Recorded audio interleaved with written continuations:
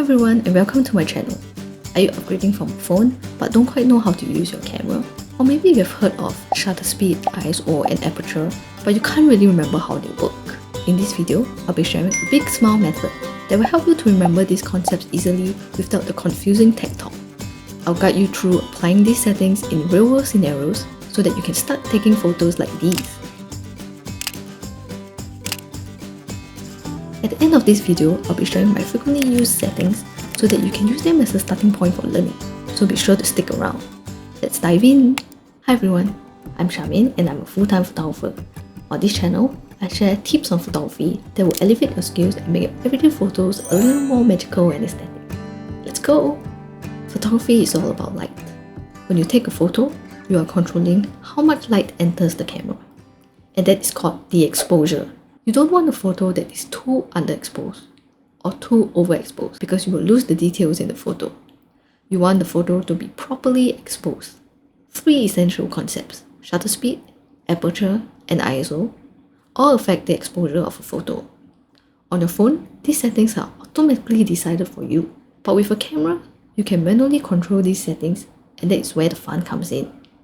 But aside from controlling the amount of light that enters the camera, each of these 3 concepts also has a creative use, and I'll get to them one at a time. Shutter speed is the amount of time that the shutter stays open for light to enter the camera, and it is calculated in fractions of a second. Very fast.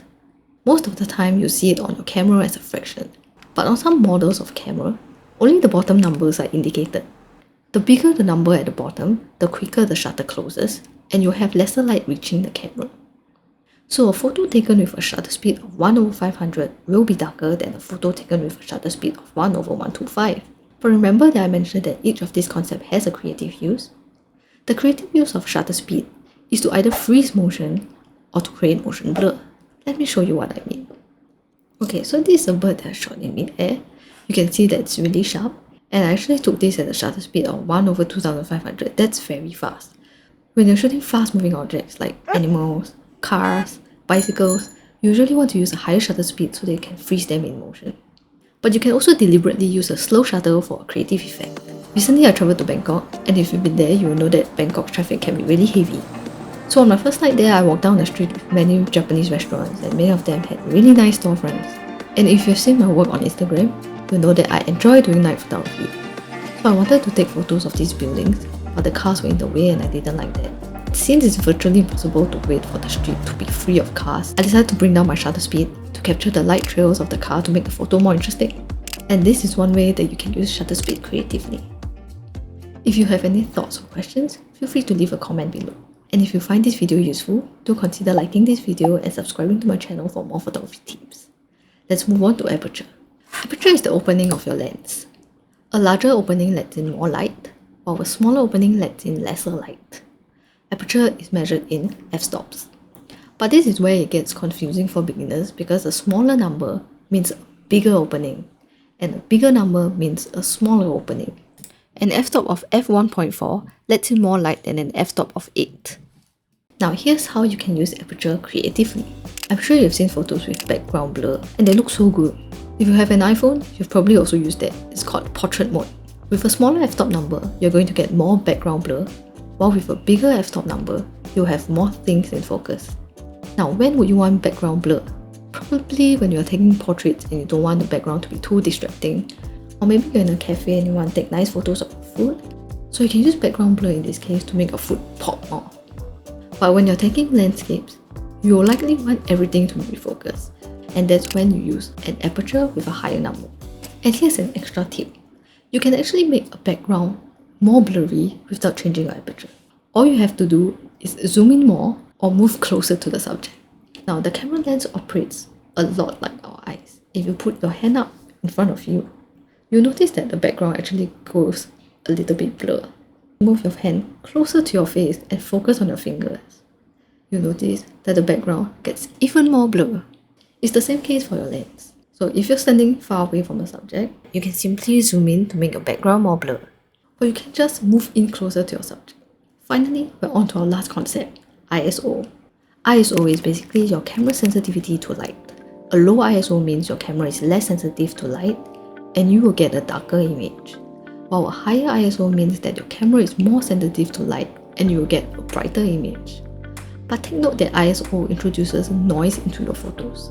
Noise are basically these grains that you see sometimes. Using a high ISO will introduce these grains into your photo. But you can use these grains creatively if that's the aesthetic you're going for. If you're going for the film look, introducing grain into your photos can make your photos more film-like, because many film photos in the past tend to be grainy. So if you're going for the old school nostalgic look, introducing grain can get you that vibe. And now that you know the basics, let's bring it all together. Just remember, a big smile, A for aperture, and you can use that for background blur. I for ISO, ISO that is too high will give you grain. S is for shutter speed, and you can either create motion blur or you can freeze motion. And lastly, ILE. It's all linked to exposure. Aperture, ISO, and shutter speed. Anything you change to these settings will all affect the exposure of your photo. So here's a bonus tip that I promise, which is the settings that I usually use. As a base, I always start with a shutter speed of 1/125. And the reason for this is because it's the shutter speed that is fast enough for most day-to-day photography. Anything lower than this and you might introduce some motion blur. For aperture, I usually use the lowest f-stop that my lens allows. So if I'm using a 1.4 lens, I will start with f1.4. If I'm using a 2.8 lens, I will just start with f2.8. And for ISO, I start off with ISO 200. I'll then adjust each of these settings according to the situation that I'm shooting. So if I'm shooting a running dog, I want to bump up my shutter speed to freeze it into motion. If I'm shooting a landscape and I want everything in focus, then I'll adjust my aperture to be something like f16 or even f22. And if I'm shooting a portrait and want nice background blur, I'll use like f1.4 or the lowest that my lens allows. ISO is usually the last thing I touch. If I've already adjusted my shutter speed and aperture but the image is still too dark or too bright, that is when I'll adjust my ISO. I personally don't mind grain, but when I'm shooting for clients, I try to keep my images as clean as possible because not everyone likes the grain aesthetic. If you're curious to know how I use the grain aesthetic to get the film look in my videos, you can check out my recent video here that I filmed with the Fujifilm X-T5.